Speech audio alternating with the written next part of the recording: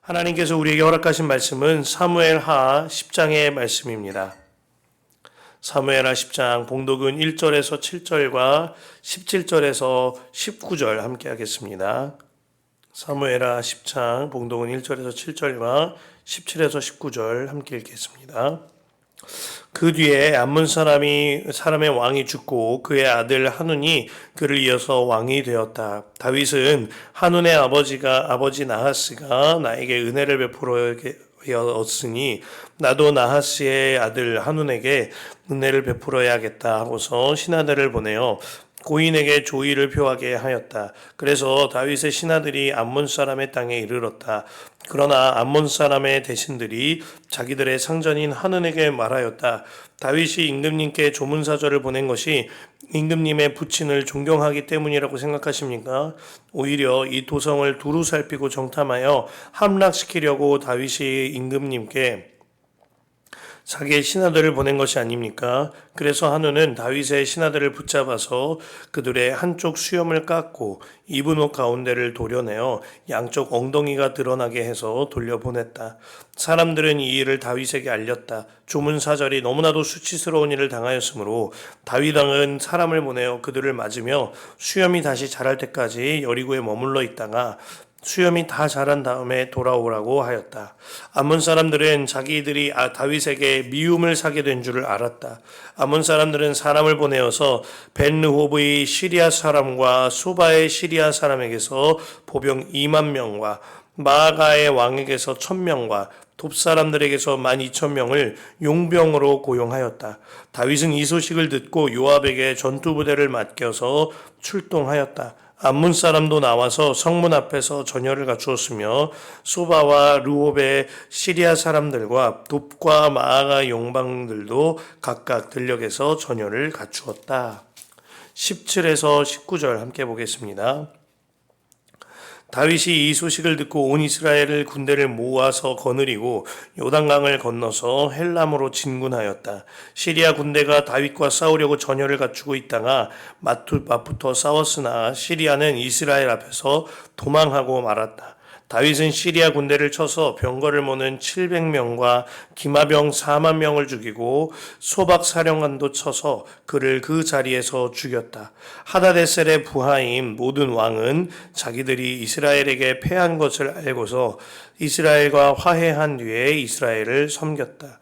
그 뒤로 시리아는 이스라엘이 두려워서 다시는 암몬 사람을 돕지 못하였다. 아멘. 하나님의 말씀입니다. 주님 안에 참 귀한 목요일입니다. 우리가 기도의 온도가 정말 뜨겁게 달아오르고 있습니다. 이 기도의 온도 함께 기도하시고 또 각자 처소에서 골방에서 또 땅을 밟으며 그리고 성전 기도로 새벽 말씀 기도로 함께 기도하신 뒤에 기도의 온도 스티커도 함께 붙이셔서 우리 안에 정말 뜨겁게 타오르는 기도의 그 대열에 동참하시길 바랍니다. 그 길이 참 복된 길입니다. 다윗은요, 참 멋있는 사람인 것 같아요. 그죠? 지금까지 보면 그의 연약함도 많습니다만 그럼에도 불구하고 그 중심이 주님께로 향해 있거니와 본인이 받은 은혜를 은혜 베풀기로 주저하지 않았기 때문에 그가 참 멋있는 사람이다 말씀드리는 거죠. 지난 장에서 다윗은 원수의 집안 사람인 무비보셋에게 은혜를 베풀었습니다. 그리고 오늘 본문에서 다윗은요, 암몬 왕에게 은혜를 베푸는 장면이 기록되어져 있죠. 2절에 보면 다윗은 한운의 아버지 나하스가 나에게 은혜를 베풀었으니 나도 나하스의 아들 한운에게 은혜를 베풀어야겠다 하고서 신하들을 보내어 고인에게 조의를 표하게 하였다. 그래서 다윗의 신하들이 암몬 사람의 땅에 이르렀다 하였습니다. 사실 이 암몬 땅과 그리고 이스라엘과는 굉장히 복잡한 관계 속에 있었습니다. 창세기 19장에를 보면은요, 아브라함 조카 롯이 소돔과 고모라가 멸망할 때에 구출되죠. 그때 그의 며느리들이 롯을 술에 취해 잠들게 한 뒤에 롯과의 부적절한 관계를 통하여 아이들이 태어났는데 그들이 모압과 암몬의 선대가 됩니다. 그러니까 모압과 암몬은 롯의 자손들인 거죠. 그래서 신명기 2장 19절에 주님께서 땅을 분배하여 주실 때 암몬 땅은 롯의 자손들에게 유산으로 주었으니 그 땅은 건드리지 말라고 이스라엘에게 말하기도 하셨던 겁니다. 이후로 암몬은 이스라엘과 국경을 접하여 있으면서 우상을 섬기고 죄에 빠진 나라가 되었고, 때때로 이스라엘이 주님을 떠나 우상을 숭배하거나 죄악에 빠졌을 때 하나님께서 그들을, 암몬을 이스라엘의 회초리 같은 존재로 들어 쓰시기도 합니다. 그리하여서 암몬이 이스라엘을 압제하는 나라가 되지요.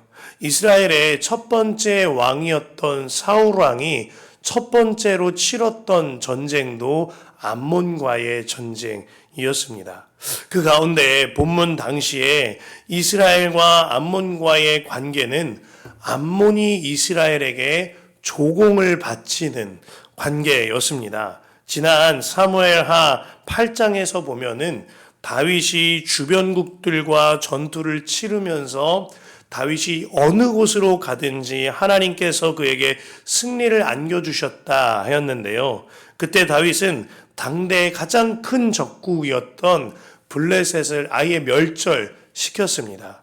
그리고 모압과 암몬을 비롯한 주변 국가들에 대하여서는 그들을 정복한 뒤에 그들을 통치하면서 그들에게 조공을 받는 관계로 만들어 두었지요. 이러한 배경 아래에서 오늘 말씀이 열려지는 겁니다. 더불어 본문에서 보면은요, 장례를 치르게 된 암몬의 나하스 왕과 다윗과의 개인적인 관계가 있어 보입니다. 대부분의 성경학자들이 해석하기를 다윗이 사울에게 도망쳐 다닐 때 사울과 적대 관계에 있었던 이 암몬의 나하스가 다윗에게 호의를 베풀었다 그랬을 것이라고 해석을 하죠. 이러한 개인적인 관계 아래에 2절 말씀에 다윗이 한운의 아버지 나하스가 나에게 은혜를 베풀었으니 나도 나하스의 아들 한운에게 은혜를 베풀어야겠다라고 했던 것입니다. 제가 다윗이 참 멋진 사람이다 말씀드린 까닭이 있습니다. 그는 원수의 집안에도 은혜를 베푸는 자였거니와 그는 자기가 받았던 작은 은혜일지라도 잊지 아니하고 은혜를 되갚는 자, 은혜를 베푸는 자였기 때문입니다. 영적 대인배 같은 그의 삶이 참 멋있어 보인다 하고 말씀을 드린 거죠.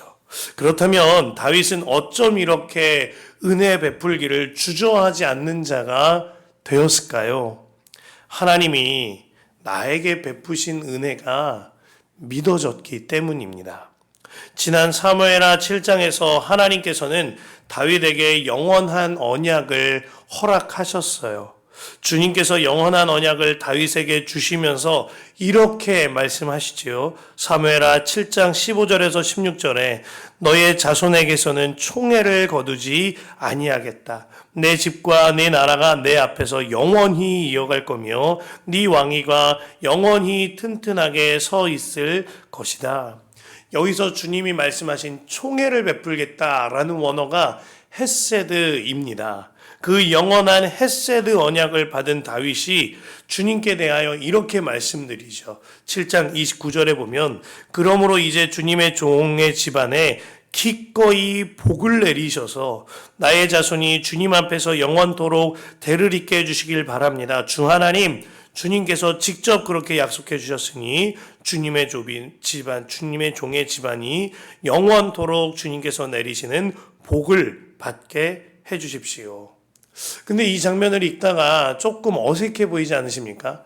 하나님께서 내가 영원한 복을 주겠노라 말씀하셨는데 다윗이 주님 복을 주십시오. 복을 주시옵소서 연속해서 구한다는 겁니다.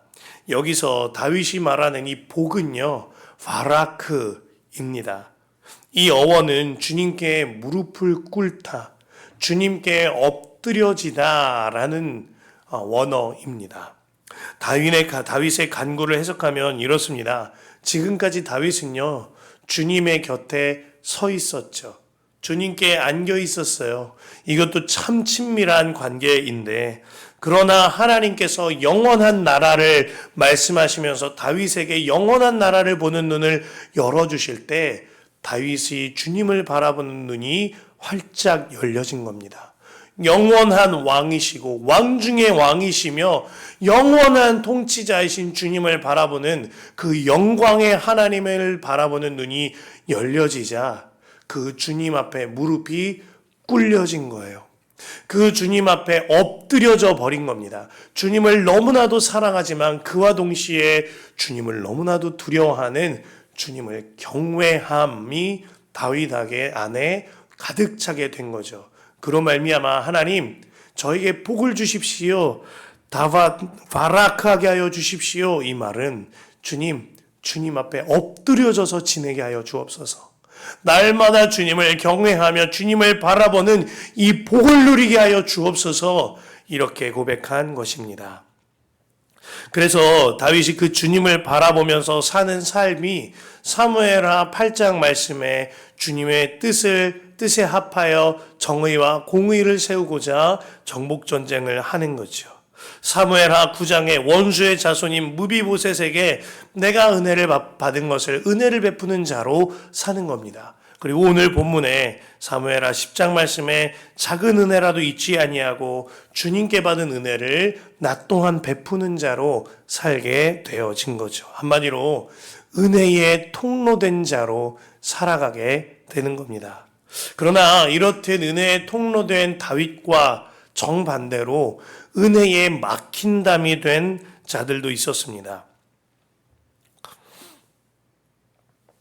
본문에 나하스의 아들 암몬 왕 한운과 그의 신하들이에요. 다윗이 은혜를 베풀고자 사절단을 보내서 조의를 표하는데요. 이에 대하여 한운과 그의 신하들은 그 사절단의 수염을 깎고 옷의 하체를 잘라버리며 엉덩이가 다 드러나게 하는 매우 수치스럽고 모욕적인 행동을 하면서 은혜를 악행으로 갚습니다. 3절과 4절이에요. 그러나 암몬 사람의 대신들이 자기들의 상전인 한운에게 말하였다. 다윗이 임금님께 조문사절을 보낸 것이 임금님의 부친을 존경하기 때문이라고 생각하십니까?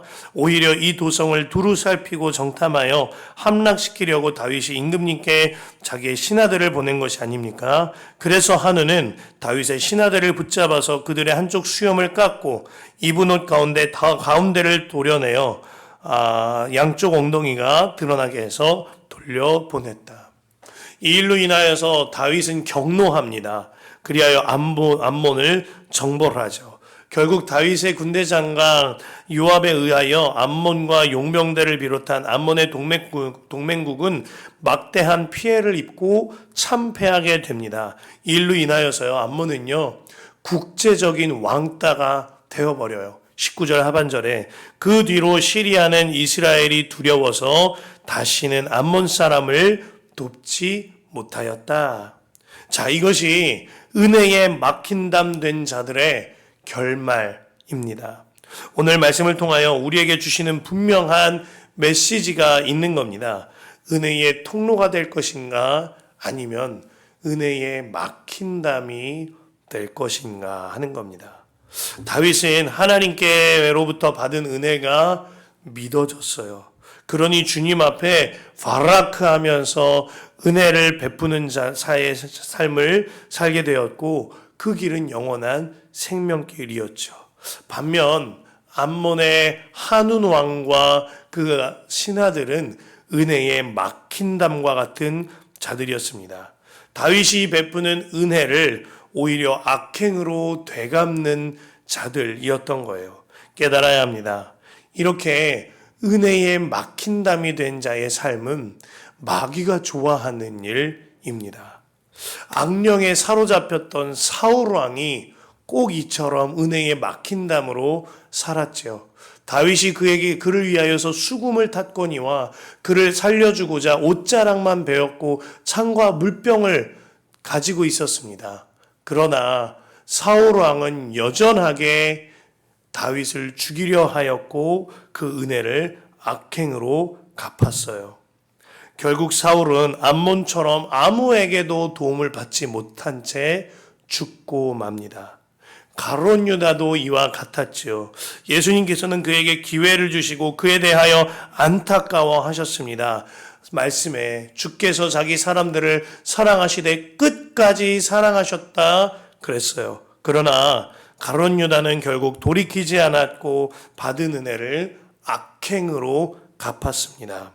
가룟 유다 또한 아무에게도 도움을 받지 못한 채 죽음을 맞이하죠. 은혜에 막힌담이 되는 일이 엄청나게 두려운 일임을 깨달아 알아야 합니다.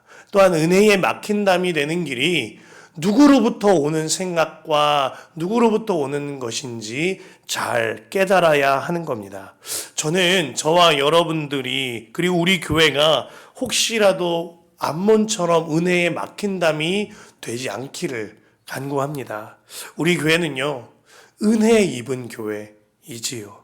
또한 저와 여러분들도 은혜 입은 사람들입니다. 그 은혜 중에 가장 큰 은혜, 예수 그리스도께서 우리를 구원하시고 우리와 함께 하시는 그 복음의 은혜, 이 은혜보다 더 큰 은혜가 어디 있겠습니까? 그렇다면 그 은혜에 감사하셔야죠. 그 은혜의 통로가 되어야 합니다. 만약 그 은혜를 받았음에도 불구하고 그 은혜에 대하여 감사하지 못하고 은혜를 흘려보내는 데 있어서 아까워하는 구석이 있다면 은혜에 막힌담이 되는 일임을 깨달아야 합니다. 우리 교회가 헤세드 기금을 시작해요. 그리고 절기마다 주신 주님의 축복을 흘려보내는 통로의 사명을 감당합니다. 이따금 우리 교회로 찾아오시는 주목자분들, 노숙을 하시거나 독거하시는 분들에 대하여 섬기고 식사를 대접합니다. 또한 우리 교회에 방문하시는 예배자분들에 대하여 그들이 우리에게 교회에 주는 은혜에 비해서는 너무나도 작지만 마음 다해 섬기고자 인사를 드립니다. 이것이 우리 교회의 은혜에 막힌 담을 헐어버리고 은혜의 통로를 뚫는 길임을 깨달아야 합니다. 주님이 내게 주신 은혜가 믿어지면 은혜의 통로가 되어져요. 반면 그 은혜가 믿어지질 않으면 은혜에 막힌 담이 되고 마는 거예요. 말씀을 묵상하는데 가슴이 너무나 뛰는 겁니다. 완전한 은혜의 통로 대신 예수님을 바라보게 되었기 때문이에요. 오늘 다윗에게는 한계가 있어요. 다윗의 한계는 본인을 거절하는 자들에게까지 은혜의 통로가 되지는 못했다는 겁니다. 그러나 더 나은 다윗이시자 완전한 은혜의 통로 되신 예수님께서는 거절하는 자들에게까지 은혜를 베푸셨어요. 오늘 말씀을 통하여 예수님이 바라보아지는 거죠. 본문에 수염이 깎이고 엉덩이가 드러나는 수치를 당한 신하들을 보며 다윗은 진노하였습니다. 그러나 더 나은 다윗이시자 완전한 은혜의 통로 되신 예수님께서는 본인의 몸이 온통 핏덩이가 되셨거니와 다 벌거벗김을 당하고 십자가에 달리시는 모욕과 수치를 당하심에도 불구하고 그 십자가 위에서도 우리에게 은혜를 베풀어 주셨습니다. 아버지, 저들을 용서하소서, 저들이 자기가 하는 일을 알지 못합니다 하셨죠. 예수님께서는 십자가 위에서 수치를 당하고 모욕을 당하고 거절을 당해도 우리를 향하여 은혜를 베푸셨던 겁니다. 그런데 그 예수님께서 지금도 여러분에게 거절당하고 계심을 아십니까? 요한계시록 3장 20절에 볼지어다 내가 문 밖에 서서 두드리노니 하셨습니다. 이 말씀은 아직도 우리가 마음문을 열지 않았기 때문에, 주님을 주인으로 모시지 않은 자들이 너무나도 많기 때문에 주님께서 지금도 문을 두드리고 계시다라는 겁니다. 주님께서 내가 너와 밥 먹기를 원한다. 내가 너와 교제하기를 원한다. 수없이 말씀하심에도 불구하고 그 예수님을 문 밖에 세워두고 마음문을 꽝꽝 걸어 잠그고 있는 이들이 많다라는 겁니다. 뻔히 안에 있는 건 아는데, 심지어는 그 집의 주인이 우리 예수님이신데 내가 그 집을 차지하고 앉아서 예수님을 밖에 세워두고 모욕하고 있다는 거죠. 만일 제가 어느 집에 신방 갔는데요, 이런 일 당한다면, 문을 열어주지 않고 문전박대 하신다면 진짜 모욕적일 것 같아요. 우리가 이런 일 당한다면 아마 다시는 그 집 사람들을 안 볼 겁니다. 그런데 예수님께서는요, 계속 두들기고 계시다는 거예요. 주님을 모욕해도, 주님을 멸시해도, 주님을 벌거벗겨도 주님은 끝까지 나를 사랑하셔서 끝까지 나에게 은혜 베푸셨다라는 겁니다. 암몬 족속이 악해 보이십니까? 사실 그 암몬 족속이 나임을 깨달아야 하는 것입니다. 저도 그랬습니다. 저도 암몬 족속처럼 예수님을 거절하고 예수님을 모욕하고 예수님을 문 밖에 세워두고 밤이 새도록 기다리시게 만들었습니다. 그 주님이 제 마음 문을 열고 들어오실 때, 제가 처음으로 주님을 인격적으로 만날 때 주님께 그래서 이렇게 고백했던 겁니다. 주님, 저는 죄인입니다. 주님, 제가 죄인이군요. 주님은 저에게 사랑한다 아들아, 사랑한다 슬기야, 셀 수 없을 만큼 말씀을 하여 주셨는데 제가 제 문을 꽉꽉 걸어 잠그고 제 귀를 닫고 제 눈을 닫고 주님을 안 보겠다고 멸시하고 무시하던 죄인이 저였군요. 주님, 제가 정말 죄인이었군요. 정말 그랬습니다.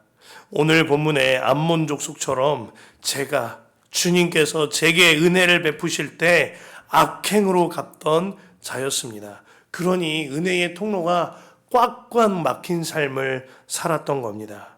그런 저를 대신하여 예수님께서 십자가에 달리셨음이 믿어질 때 마침내 고백하게 된 겁니다. 은혜의 문을 닫고 은혜에 막힌 담 되었던 나는 죽었습니다. 사랑과 은혜의 통로 되신 예수로 삽니다.